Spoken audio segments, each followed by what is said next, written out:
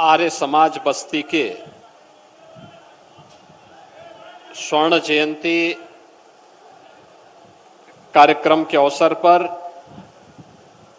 जिला आर्य उप प्रतिनिधि सभा बस्ती के प्रधान श्री ओम प्रकाश आर्य जी, महामंत्री दिल्ली आर्य प्रतिनिधि सभा श्री विनय आर्य जी, प्रदेश सरकार में मेरे सहयोगी मंत्री और बस्ती के प्रभारी मंत्री श्री राकेश सचान जी,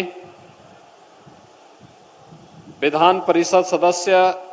श्री सुभाष यदुवंश जी, भारतीय जनता पार्टी के क्षेत्रीय अध्यक्ष श्री सहजानंद राय जी, कार्यक्रम के संयोजक वैदिक प्रवक्ता बाराबंकी से आचार्य सुरेश जोशी जी, आज के इस कार्यक्रम में उपस्थित आर्य समाज के सभी पदाधिकारी गण, जिला पंचायत के अध्यक्ष श्री संजय चौधरी जी, माननीय विधायक श्री अजय सिंह जी, भारतीय जनता पार्टी के जिला के अध्यक्ष विवेकानंद मिश्र जी और उपस्थित सभी भाइयों बहनों, आर्य समाज बस्ती को 50 वर्ष की अपनी एक शानदार यात्रा के लिए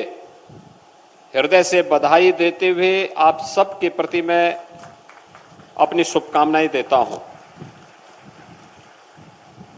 मैं विशेष रूप से अभिनंदन करूंगा श्री ओम प्रकाश आर्य जी का और उनके परिवार के सभी सदस्यों का, उनके सभी सहयोगियों का, जो लगातार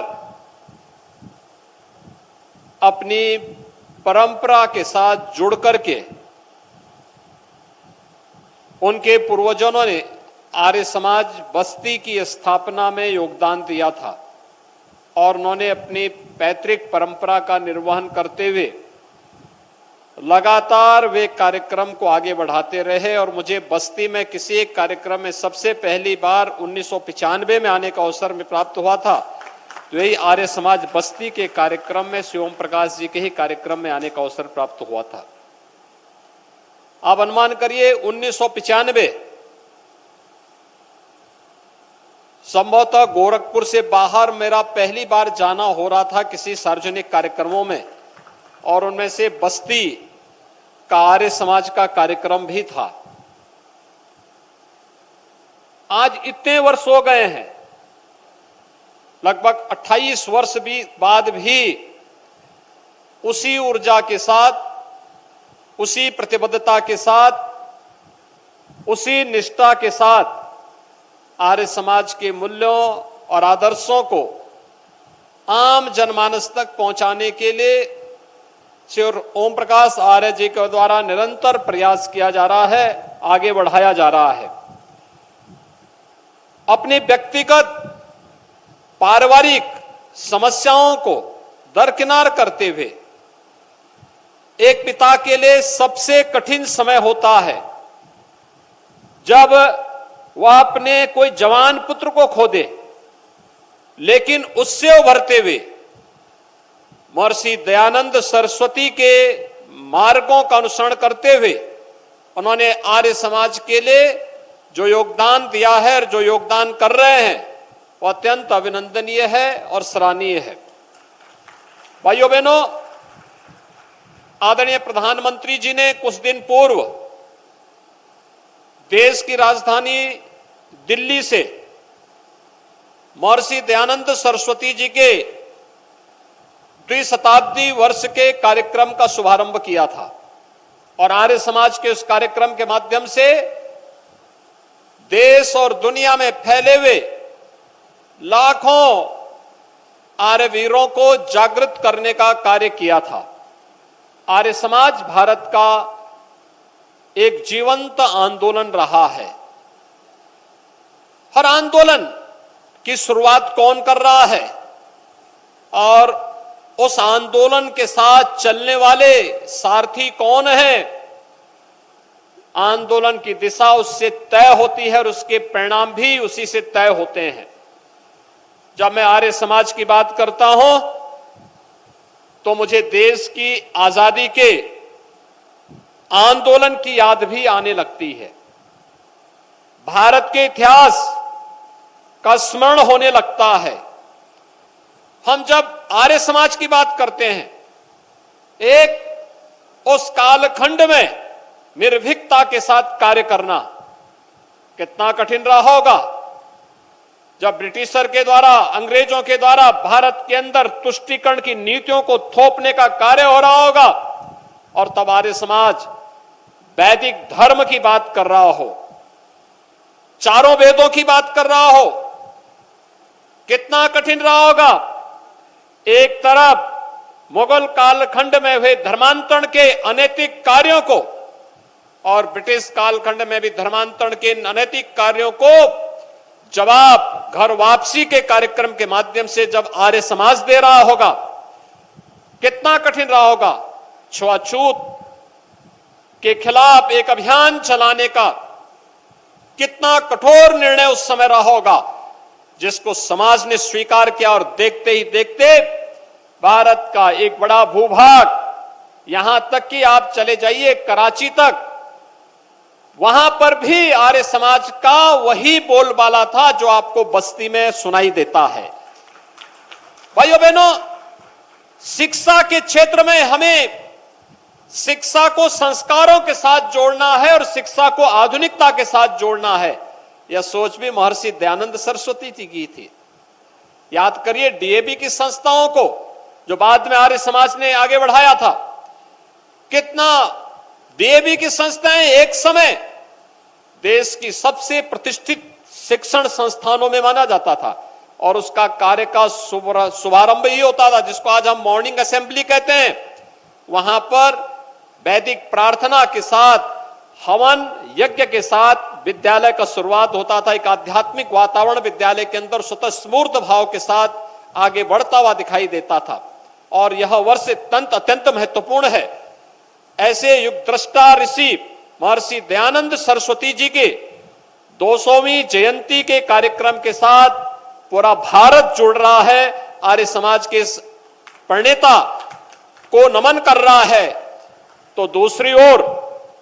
आर्य समाज की स्थापना का भी अगले वर्ष से 150वां वर्ष प्रारंभ होने जा रहा है। 150 वर्षों की इस यात्रा में हमने क्या पाया, को क्या खोया। अगर आप देखेंगे देश की आजादी की लड़ाई को, तो भाइयों बहनों, कोई संदेह नहीं होना चाहिए,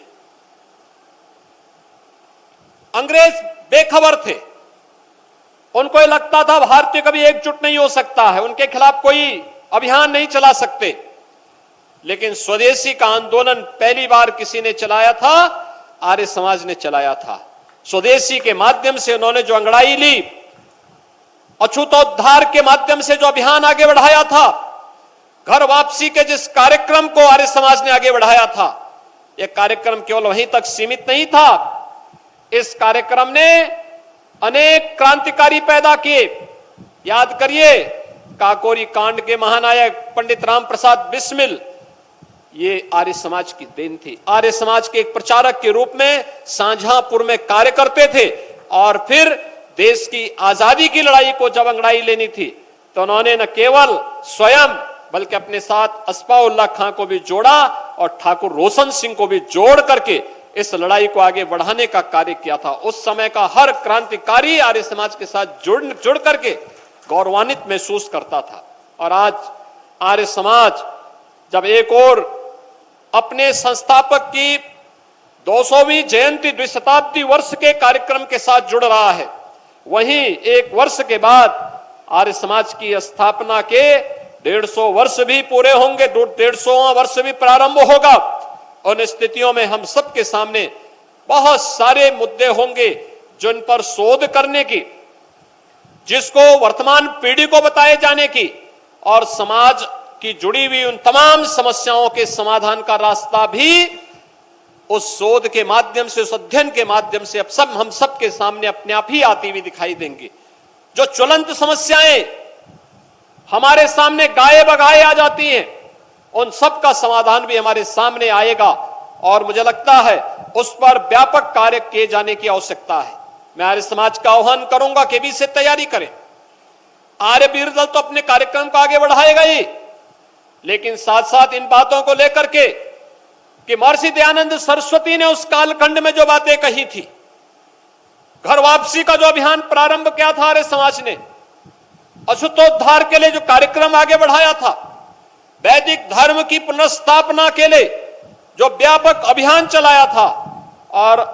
आधुनिक लेकिन संस्कार युक्त शिक्षा के लिए जो उनका अभिनव प्रयास था, जिसने भारत को एक सुदृढ़ नींव दी, स्वतंत्र भारत को एक सुदृढ़ नींव दी थी, उस अभियान को हम आगे बढ़ा सकेंगे। इस विश्वास के साथ मैं ओम प्रकाश जी को और उनकी पूरी टीम को आर्य समाज बस्ती के स्वर्ण जयंती कार्यक्रम के अवसर पर हृदय से बधाई देता हूं। अनेक झंझावातों और तूफानों का सामना करते हुए भी वे आर्य समाज के अभियान के साथ लगातार जुड़े हुए हैं। और जो मैंने आपको बताया भी, मेरा बस्ती में पहली बार किसी कार्यक्रम के साथ आना हुआ था 1995 में, तो वह कार्यक्रम था आर्य समाज बस्ती के कार्यक्रम के साथ। गोरखपुर से पंडित द्विजराज शर्मा मेरे साथ में थे, अत्यंत बुजुर्ग लेकिन जुझारू आर्य समाजी थे और लगातार कार्यक्रमों के साथ जुड़े रहते थे। याद करिए, जब पंडित रामप्रसाद बिस्मिल को गोरखपुर जेल में फांसी की सजा अंग्रेजों ने दी थी, तो उस समय उनके अस्थि कलश को सुरक्षित रखवाने का कार्य किसी ने किया था, गोरखपुर में पंडित द्विजराज शर्मा ने किया था। और पंडित द्विजराज शर्मा उस समय मेरे साथ यहां पर आए थे बस्ती के कार्यक्रम के साथ, और उस समय भी मैं देखता था कि आर्य समाज के मूल्यों के लिए, आदर्शों के लिए महर्षि दयानंद सरस्वती के बताए हुए रास्ते का अनुसरण करते हुए लगातार उस पथ से अविचल अड़िग रहते हुए निरंतर आगे बढ़ने के लिए जो एक जज्बा उस समय उनके साथ मैंने देखा था, वह आज भी हम सबको देखने को मिलता है। स्वर्ण जयंती के अवसर पर मैं उनका हृदय से अभिनंदन करता हूं। आर्य समाज से जुड़े हुए सभी स्वयंसेवकों को, सभी कार्यकर्ताओं को, सभी पदाधिकारियों को मैं इस अवसर पर बधाई देता हूं और विश्वास व्यक्त करता हूं कि 200 वर्षों की महर्षि दयानंद सरस्वती की जन्म शताब्दी, द्विशताब्दी के इस कार्यक्रम को हम जहां भव्यता के साथ उन मूल्यों और आदर्शों की स्थापना के लिए आगे बढ़ाएं, वहीं आर्य समाज की स्थापना के भी जो अगले वर्ष से तिथि प्रारंभ होगी, इन सभी कार्यक्रमों को पूरी मजबूती के साथ आगे बढ़ाने के लिए हम सबको मिलकर के कार्य करना होगा। मैं इस संबंध में